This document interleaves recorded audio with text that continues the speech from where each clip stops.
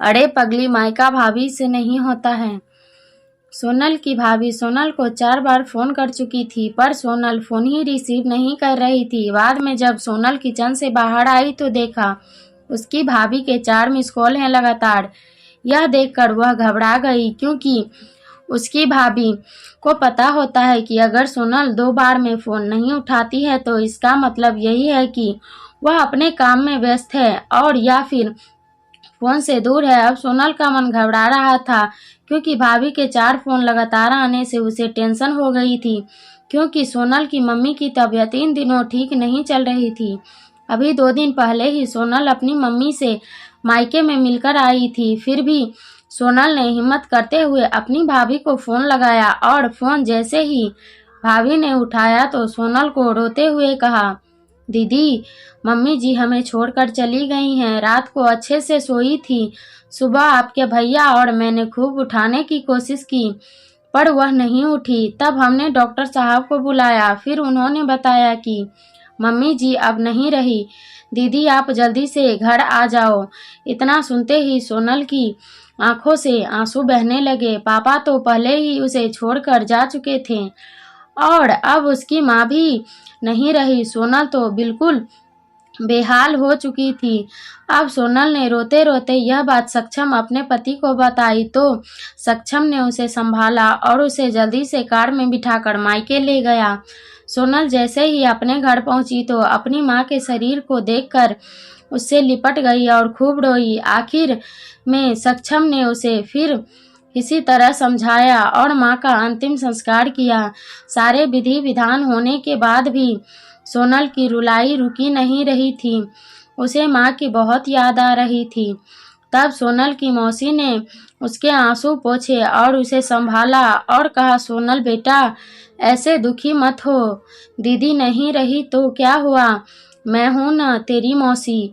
मेरा घर भी तेरा मायका है। तेरा जब मन करे तब आ जाना अपनी मौसी के पास। वैसे कहते भी तो हैं ना, मौसी मतलब माँ जैसी। बेटी, मैं तेरा दर्द समझ सकती हूँ, क्योंकि तेरे पापा तो पहले ही तुझे छोड़कर जा चुके हैं और आज दीदी भी चली गई।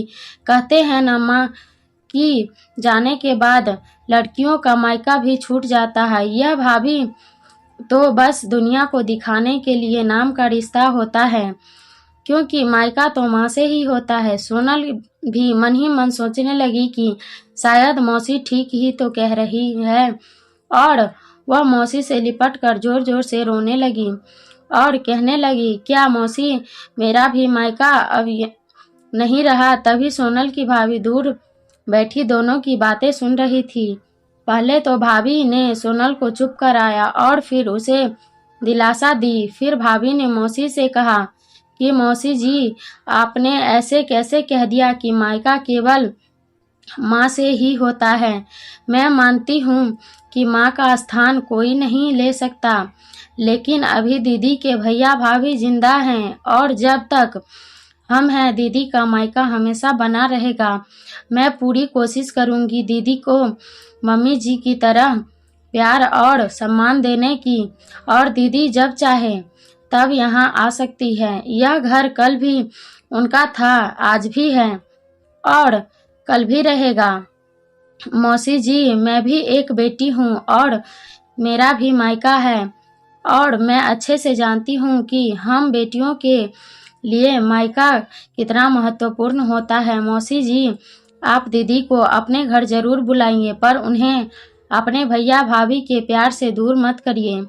तभी मौसी ने कहा, बहू, आज के ज़माने में तेरी जैसी सोच रखने वाली भाभी बहुत कम मिलती है। मुझे माफ़ कर दे, मैंने सोनल को गलत राह दिखाई। तभी सोनल अपनी भाभी को गले लग गई और बोली, भाभी, आज आपने मुझे विश्वास दिला दिया कि भाभी भी माँ के समान होती है और मैं संतुष्ट हूँ कि जब तक आप और भैया हो मेरा मायका सदा बना रहेगा। और किसी ने कहा है ना कि भाभी के माँ के समान होती है। आज आपने मुझे इस बात का विश्वास भी दिला दिया है। अगर आपको यह कहानी पसंद आई हो तो वीडियो को लाइक, चैनल को सब्सक्राइब जरूर करें वीडियो को लास्ट तक देखने के लिए धन्यवाद।